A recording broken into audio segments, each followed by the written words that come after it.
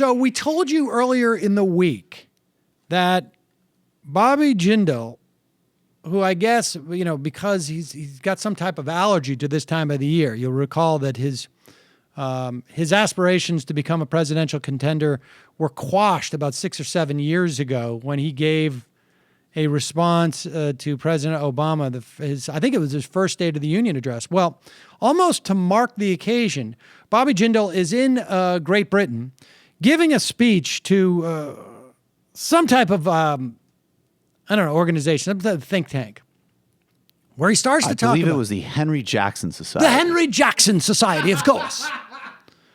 Wherein he says he restates the claims that had been on Fox News for the past couple of weeks about no-go zones. Muslim no-go zones, where Muslims were keeping non-Muslims out. You could no-go there. And apparently he had not been made privy, or at least at the time we thought he had not been made privy to the fact that Fox had to categorically apologize for their use of this term because apparently completely made up. I had suspected otherwise. Yes, and credit where credit is due. What's his name? Michael had speculated. He actually thinks that Bobby Jindal, even though he was doubling down after the Hastings speech or the Jackson speech, was telling the British he was not backing down from this. Michael thought that this was actually some type of strategy. And I'm starting to think that Michael, like a broken clock, got this right. Because here is Bobby Jindal on Neil Cavuto, not doubling down on this, tripling down on this. Did you know that the term no-go zones was wrong? I mean, we reported the same and we were wrong. We botched it. We apologized for it. You are not, I take it. Not at all. Neil, no, look, I think what your network apologized for is calling an entire city a no-go zone. That's not true, but there absolutely are neighborhoods in the same day. Wait, stop it.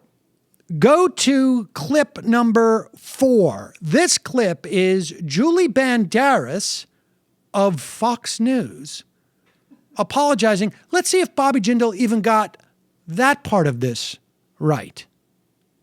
Of this last week, we have made some regrettable errors on air regarding the Muslim population in Europe, particularly with regard to England and France. Now, this applies especially to discussions of so-called no-go zones, areas where non-Muslims allegedly aren't allowed in and police supposedly won't go.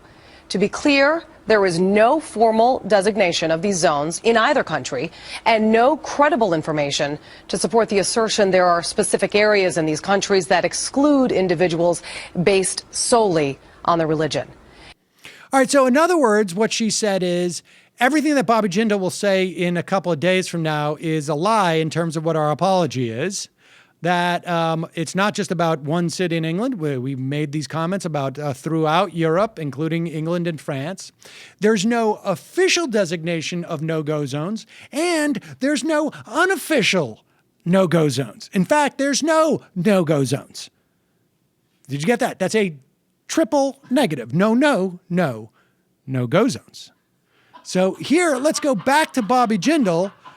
Not only making up about what Fox apologized for, but also continuing to spin this lie, and then we'll speculate as to why that might be. There was a police chief in London that said this in the Daily Mail. There absolutely are neighborhoods where the police are less likely to go in. There are neighborhoods in the UK and in France that have been documented, very well documented by Ambassador Bolton and others, where there are attempts to impose Sharia law. There are neighborhoods where women do not feel comfortable walking in without veils. There are neighborhoods and the crimes that this police chief in London described that were being underreported were serious crimes like violence, like female domestic abuse, like child abuse, serious crimes. But are those no-go zones? Are those no-go zones or what? Look, you can call them whatever term you want, but absolutely there are neighborhoods, we have communities of people that don't want to integrate, don't want to assimilate. They may be second, third, fourth generation. They don't consider themselves part of that country. They're actually going in there to colonize, to overtake the culture. That's what's going to happen in America if we're not careful. Okay, so let me just reiterate. In other words, I think Bobby Jindal by the end gets to it. Well, you can call it whatever you want, but there are places where there are recent immigrants. And there are some places where there are recent immigrants where there's apparently a crime taking place.